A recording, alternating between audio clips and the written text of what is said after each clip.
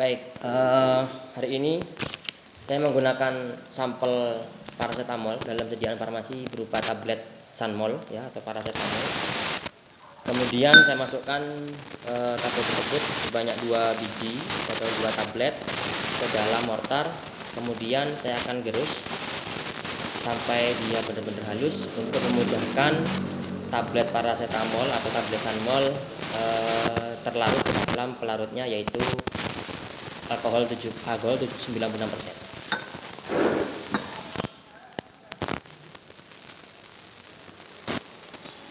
Baik, ini adalah hasil penggerusan tablet paracetamol atau tablet Sanmol.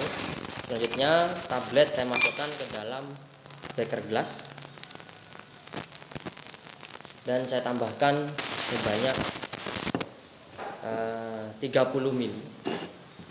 ml alkohol 96%.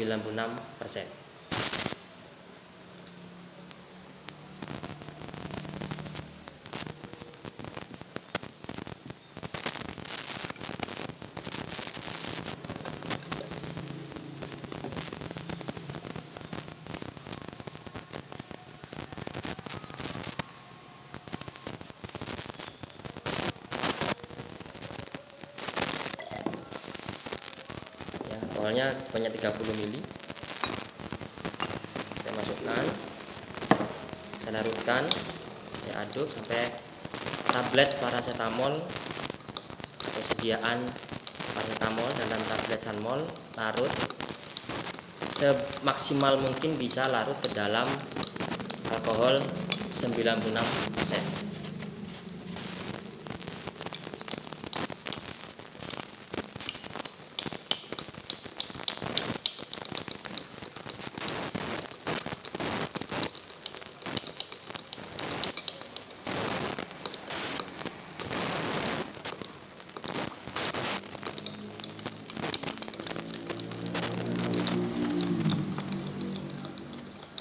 Dalam proses pengadukan, terkadang tablet tidak semuanya larut ke dalam pelarut alkohol 96%.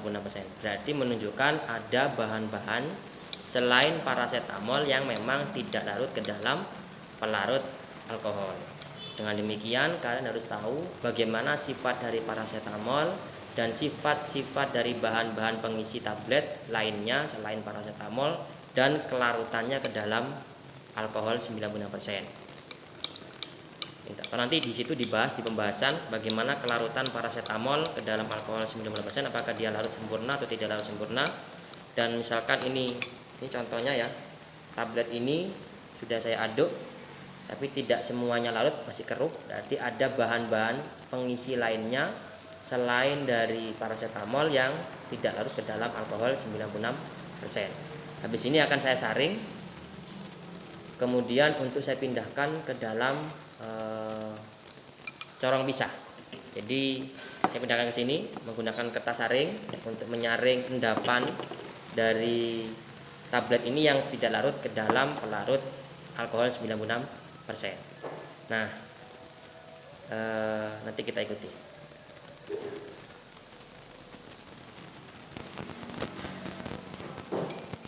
Oke, saya masukkan ya larutan dari tablet paracetamol yang tadi dilarutkan ke dalam alkohol 96%. Saya pindahkan ke corong pisah menggunakan alat bantu kertas saring.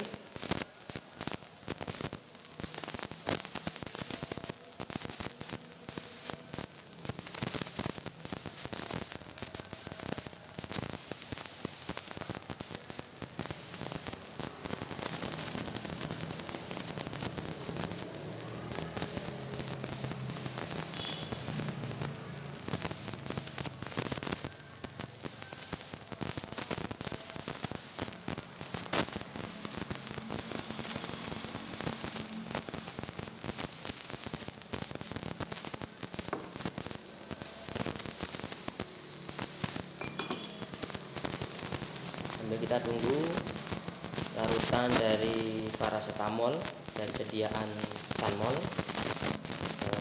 terpisah dari endapannya dari sediaan tablet paracetamol, sediaan Sanmol. setelah nanti kita saring, selanjutnya kita masukkan pelarut yaitu Aquades ya, dan toluene. Seperti yang ada di petunjuk praktikum pada percobaan ke-7. Tadi pelarut pertamanya adalah menggunakan alkohol 96%. Kemudian untuk proses ekstraksinya saya menggunakan dua pelarut yang berbeda, yaitu Aquades dan toluene. Kalian nanti cari perbedaannya di mana. Tentunya perbedaan itu akan berada di polaritasnya. Kalian cari atau kalian nanti bahas manakah yang bersifat polar dan manakah yang bersifat non polar dari kedua pelarut, yaitu Aquades dan toluene. Dan lagi kita akan selesaikan.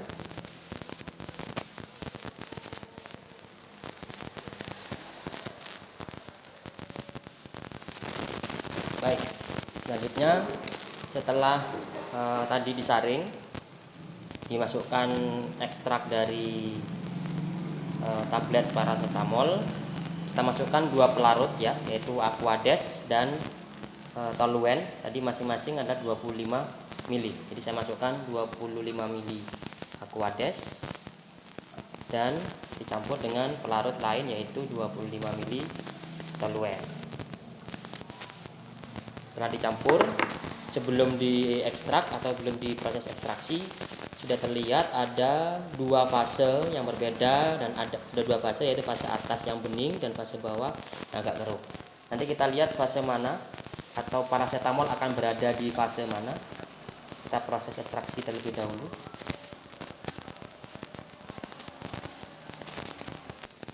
Baik, ini sudah masuk.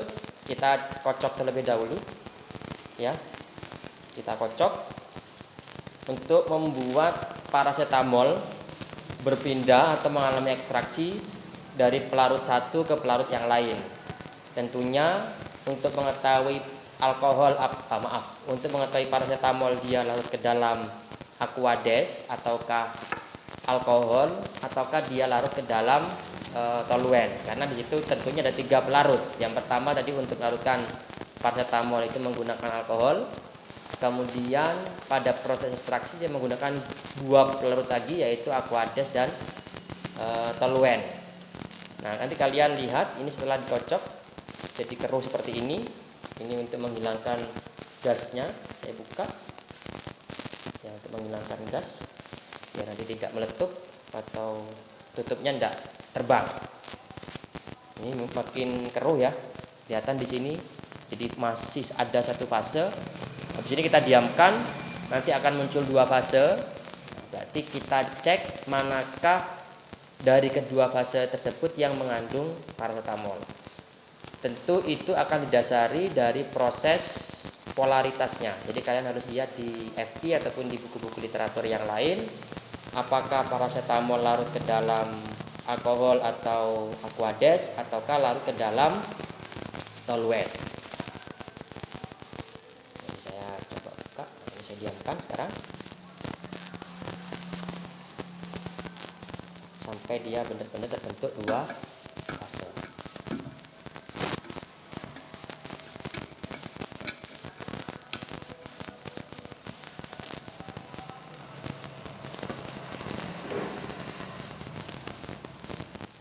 Baik, di sini terlihat ada sudah mulai terbentuk dua fase ya, fase bawah dan fase atas sudah mulai terlihat. Dan lagi kita akan pisahkan saja langsung dua fase tersebut. Kemudian setelah kita pisahkan dengan dua wadah yang berbeda, nanti kita tampung fase atasnya di tabung satu di beker gelas pertama, nanti fase bawah kita tampung di beker gelas pertama. Kemudian fase atas kita masukkan kepada beker gelas yang lain atau beker gelas yang kedua. Setelah itu nanti masing-masing fase pada masing-masing beker gelas kita akan uji menggunakan reagen FeCl3. Jadi manakah yang menunjukkan perubahan sesuai dengan identifikasi dari paracetamol ketika diuji dengan reagen ferriklorida atau besi FeCl3. Kita akan periksakan dua fase tersebut.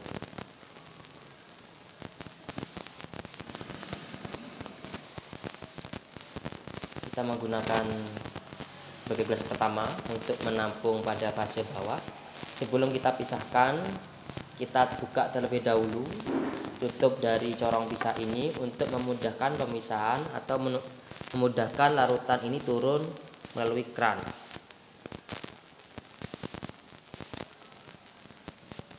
Ini kita pisahkan, ini sudah mulai turun pada fase bawahnya.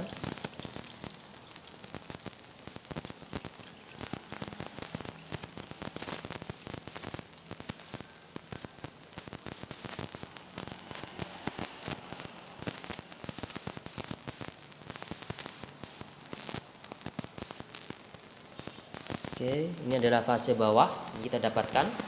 Selanjutnya kita ambil fase atasnya. Nah,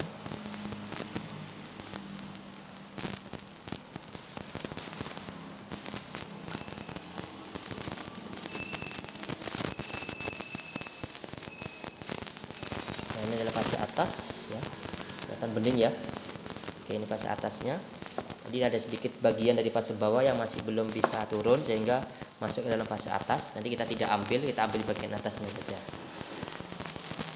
Kita pisahkan. Selanjutnya masing-masing fase atas dan fase bawah kita akan uji dengan pelarut FeCl3 sebagai uji pendahuluan terkait dengan identifikasi parasetamol.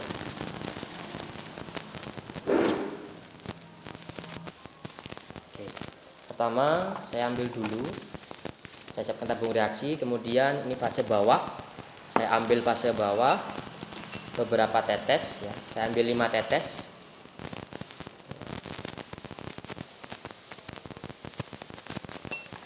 Selanjutnya ini 5 tetes ya, tidak kelihatan ya, saya tambahkan lagi biar agak banyak.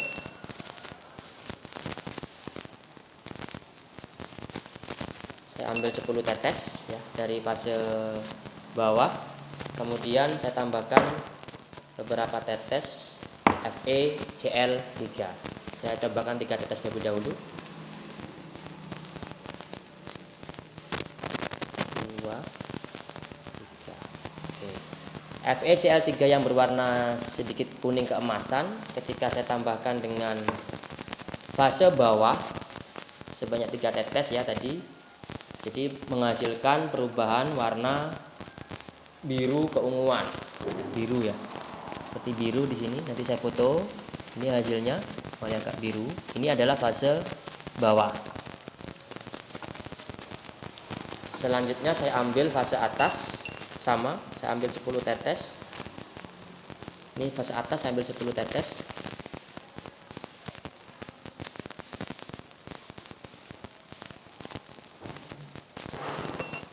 Saya tambahkan dengan 3 tetes FeCl3 sama seperti pada fase bawah tadi. Nah, di sini jelas terlihat perbedaannya. Ketika fase atas saya tetesi dengan FeCl3, maka FeCl3-nya tidak bercampur, tetap ya terpisah di sini. Jadi ada 2 lapisan ya, FeCl3-nya tetap di bawah, tetap warnanya kuning keemasan, sedangkan fase atasnya tetap tidak mengalami perubahan yaitu bening. Nah, ini terlihat sekali perbedaan antara hasil uji fase bawah dengan fase atas untuk identifikasi parasetamol. Nah, baik, demikian percobaan identifikasi parasetamol dalam sediaan tablet Sanmol. Kalian bisa nanti membahas, pertama adalah bahas dulu sifat-sifat dari parasetamol, kemudian sifat-sifat dari alkohol 96%, sifat-sifat dari Aquades, dan sifat-sifat dari toluen. Selanjutnya pada hasil ekstraksi nanti kalian bisa bahas juga parasetamol lebih cenderung berada fase mana, apakah fase bawah ataukah fase atas, berdasarkan pada sifat-sifat yang tadi sudah dibahas. Manakah sifatnya yang sama sehingga dia kecenderungannya akan ikut ke fase ke pelarut yang sama dengan parasetamol.